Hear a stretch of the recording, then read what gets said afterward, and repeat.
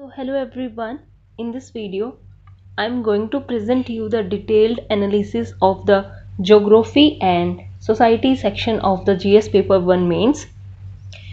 In this video I will discuss about the questions, that how many questions are asked from these sections and which are the questions that are asked, the themes on which questions are asked, and then we will analyze the pattern and discuss the broad themes on which we can make notes for mains. So let's start the video.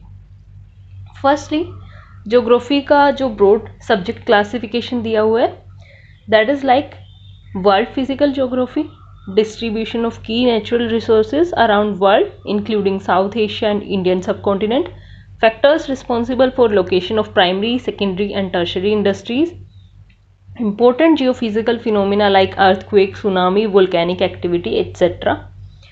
Geographical features and their locations like water bodies and ice caps and changes in the flora and fauna. Now society में जो broad topics हैं, those are salient features of Indian society, role of women and women organization, population and associated issues, poverty and development issues, urbanization, their problems and remedies, effect of globalization on Indian society, social empowerment, communalism, regionalism and secularism. So now year wise how many questions are asked? So on an average it has been seen that geography में they ask 8 questions and society से 6 questions. लेकिन अगर किसी year में if they have to ask 9 questions from geography then they ask 5 questions from society. So this is the broad classification that last 8 years में ये 2023 में geography में 8 questions and society में 6 questions and likewise ये pattern you can see from here. Next अब themes on which questions are asked in geography. So मैंने year wise classification किया है 2023 से लेके 2016 तक मैंने ईयर वाइज क्लासिफिकेशन किया है on the themes on which questions are asked. So 2023 में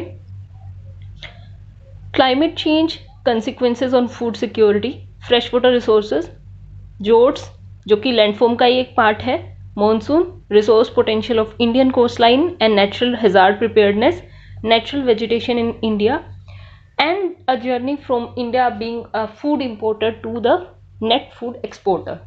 2022 में primary rocks, color coded weather warning for cyclones, troposphere as a significant atmospheric layer, Deccan traps, wind energy, rubber production, straits and isthmus, ocean currents.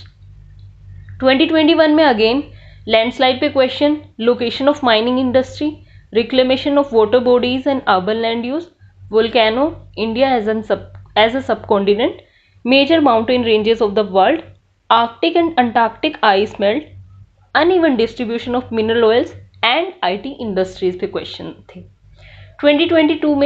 2020 में circum Pacific zone, desertification, Himalayan glacier water resources, location of iron and steel industry, river interlinking, urban flooding, solar energy, forest resources impact on climate change. So next 2019 में again global warming पे question, mangroves, regional resource based manufacturing, agro based food processing industries, location in the northwest India, water stress, mountain ecosystems impact on development, urban mass transport, ocean current and water mass. 2018 में Indian regional navigation satellite system, Arctic region, plate tectonics, marine ecosystem leading to dead zones, depleting groundwater resources, blue revolution, industrial corridor, aspirational districts. 2017 में origin of earth, coal mining, advantages of cultivation of pulses, cryosphere's effect on global climate region, oceanic salinity, petroleum refinery located near crude oil producing areas, floods, monsoon climate and IT industries पे.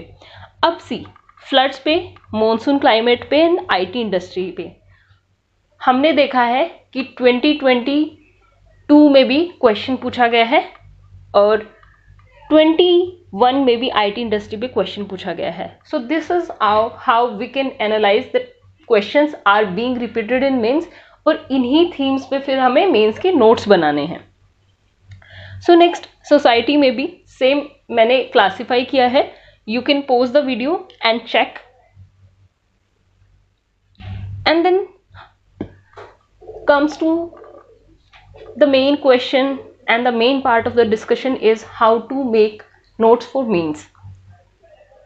For people who are having the sociology optional, just like me, I have sociology optional. For society part, I will not read any other resource. Why? Because in society we study, in sociology we study society in detail.